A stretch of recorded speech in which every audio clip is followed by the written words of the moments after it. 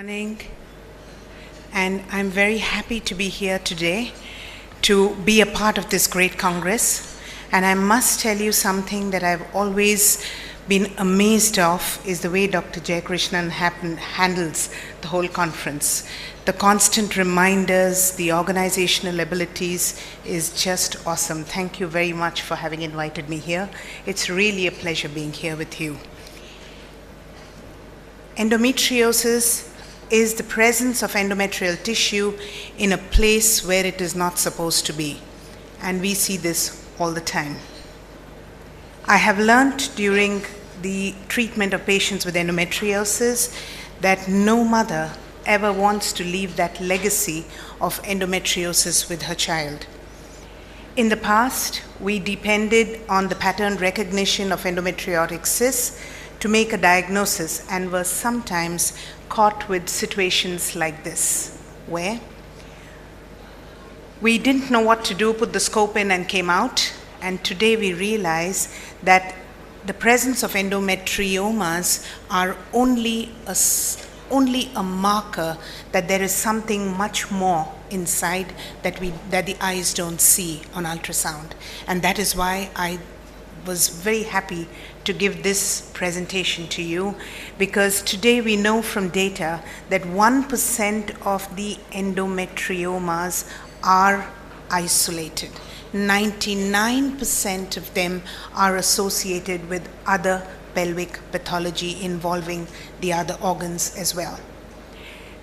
When I looked at kissing ovaries, I would always look at my co-worker and say, well, the ovaries are kissing, we have endometriosis, poster for surgery.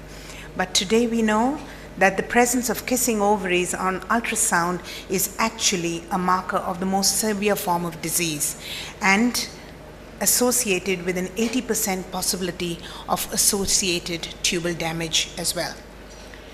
The lessons I learned while making this presentation was that an endometrioma may be only a tip of the iceberg. So it's extremely important that you evaluate the entire pelvis.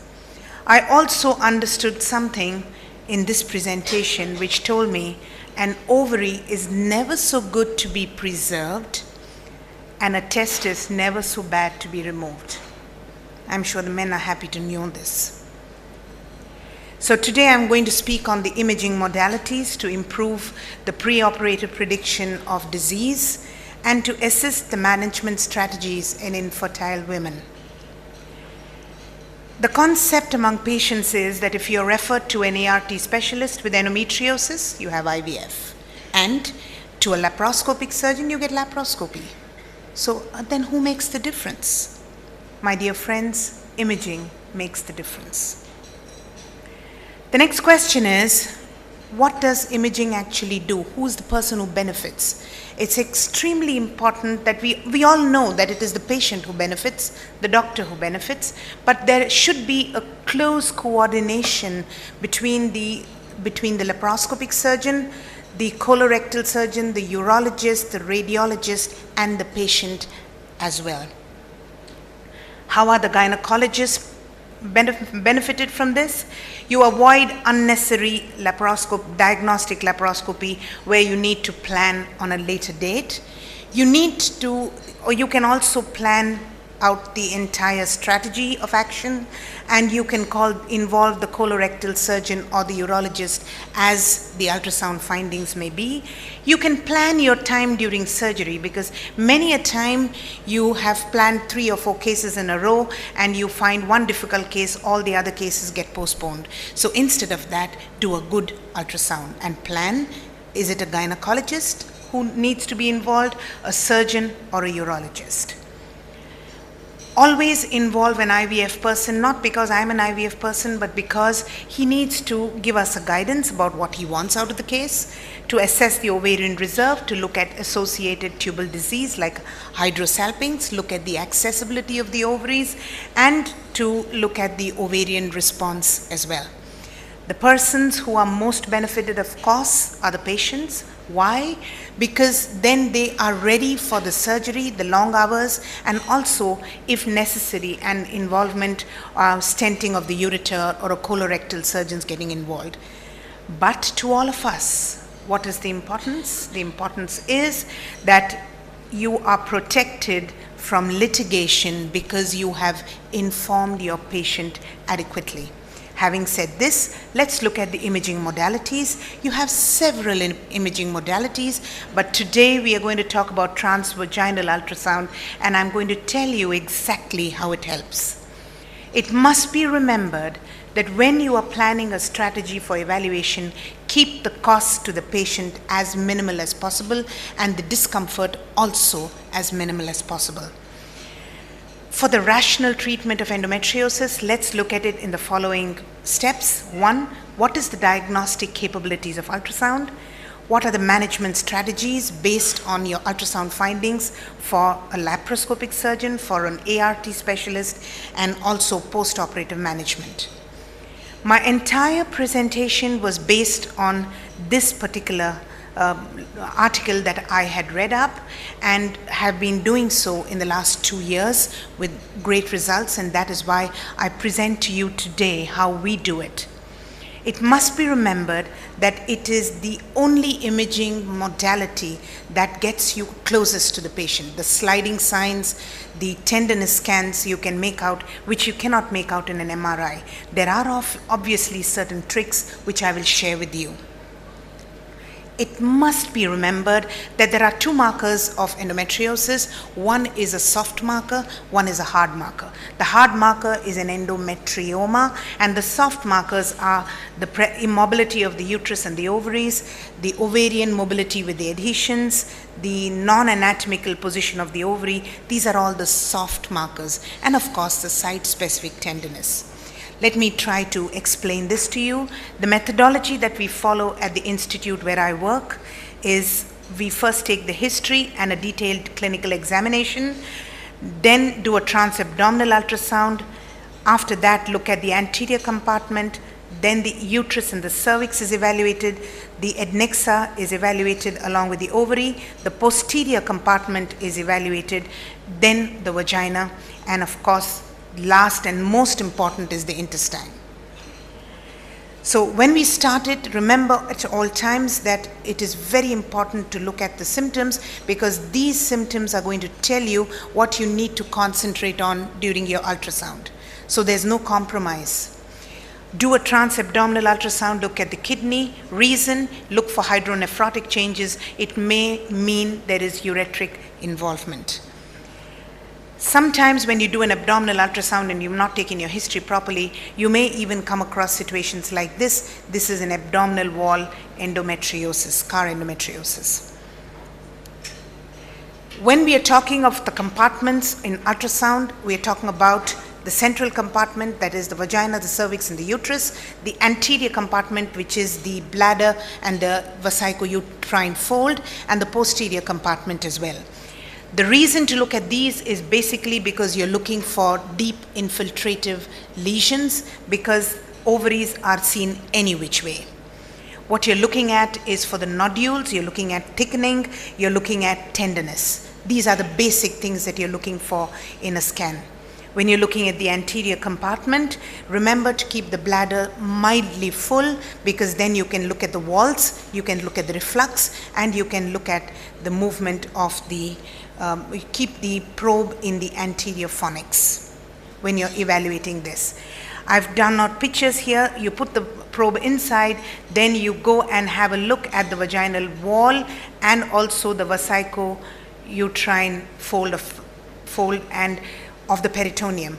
You watch here, you can see that the vesico-uterine fold does not move. It is very adherent, and this is exactly what we see on a laparoscope. So when you see that this vesico-uterine fold of peritoneum doesn't move very well, you know that there are adhesions in that part. The next is you will do an ultrasound to look at the bladder nodules. You'll be surprised, in about 4% of the patients you can actually see bladder nodules, and this is a sign of infiltration of the bladder with endometriosis. Never ever forget to look at the bladder. You then look at the uterus, and particularly when you're watching the uterus, sometimes the uterus looks absolutely all right. You look at the movement, the sliding sign, the movement of the intestines over the posterior part and the anterior part, and if you look at this, you can see that the shape of the uterus is a typical ear sign shape that is described in endometriosis. The minute you see a picture like that, like this, the ear sign, you know you're dealing with deep infiltrative endometriosis. Always look at the cavity because endometrial polyps are commoner with endometriosis. Always look at the myometrium for the presence of myometrial cysts and telltale signs of adenomyosis, and always look at the serosa for the presence of intestinal adhesions. A real-time assessment of the ovary with ultrasound is mandatory. When you put your probe on the side, look at the ovaries, look at the volume of the ovary, the antral follicle count, the presence of endometriomas, measure the endometriomas, and look at the movement of the ovary on the lateral wall of the pelvis. From an ART specialist point of view, you need to look at the reserve, you look at the response to stimulation, you need to look at accessibility as well. The features to be noted in an endometrioma is it a typical endometrioma?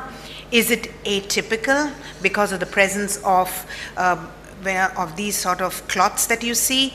And is it decidualized endometrioma, particularly what you see in early pregnancy, which may mimic a malignancy, or is it showing signs of malignancy, infiltration into the wall with increased vascularity?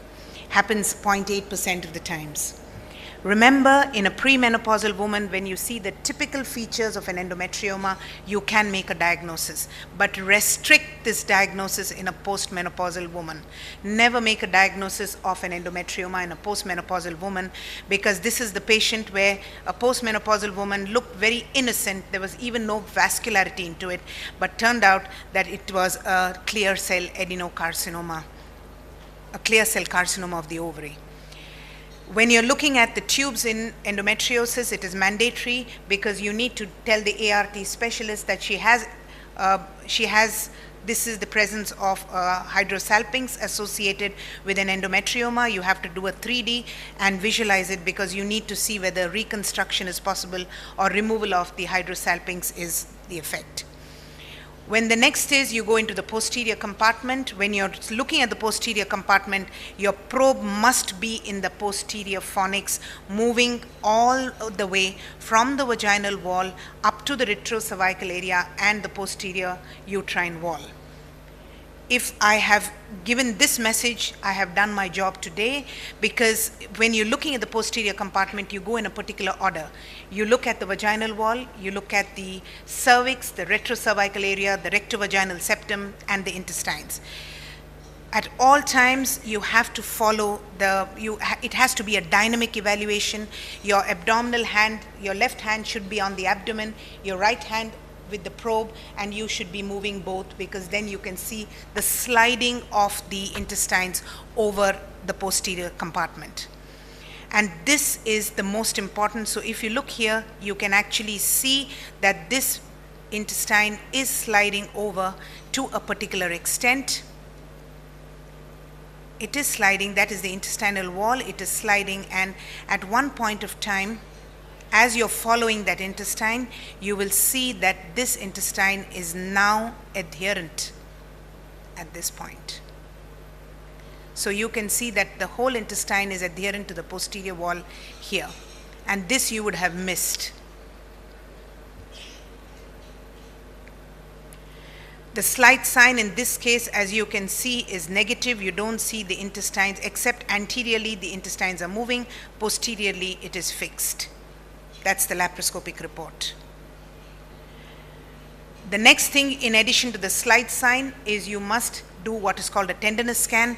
Whilst you're doing a scan, look for tenderness, and the minute the patient has pain, concentrate on that area. You're going to see some form of endometriosis.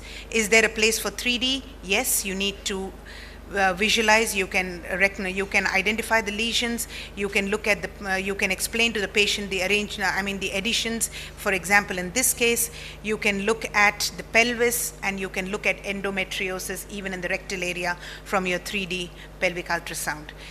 When you're reporting lesions in the vagina, always enter with the probe, watching the vaginal wall at all times, and do this very gently. And as you're seeing the hypoechoic area, you can see a little nodule right here.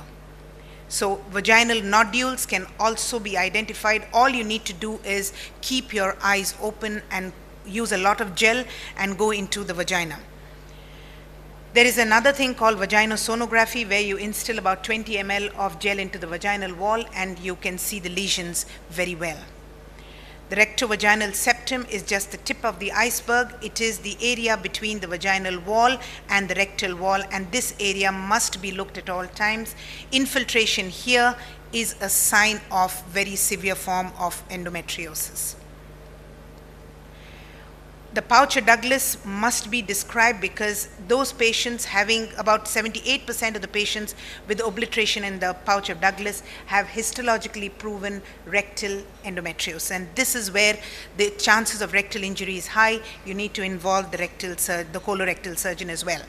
I'm coming to the last part, and that is looking at the intestines. I'll just take 2 minutes more for this. How many minutes do I have? 3 minutes. Okay.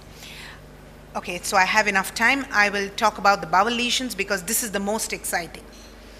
We know that 37% of the lesions of endometriosis have bowel involvement. More than 90% of the deep infiltrative endometriosis is in the posterior compartment, so it's very important to understand it. And 66% of the intestinal adhesions, endometriosis, is located in the rectum. So when you're looking at the bowel walls, this is how you follow the bowel. The pictures here. You need to go into the posterior fornix and you see the wall of the intestine. It has a hypoechoic area here, which is the muscularis. The hyperechoic submucosa, you can see these are the three walls. So you have to go into the posterior fornix and follow the bowel all along its way. This is a normal bowel. You just have to keep following it, and you can actually follow 20 centimeters of bowel. So you keep following the bowel along the entire length, as you can see here.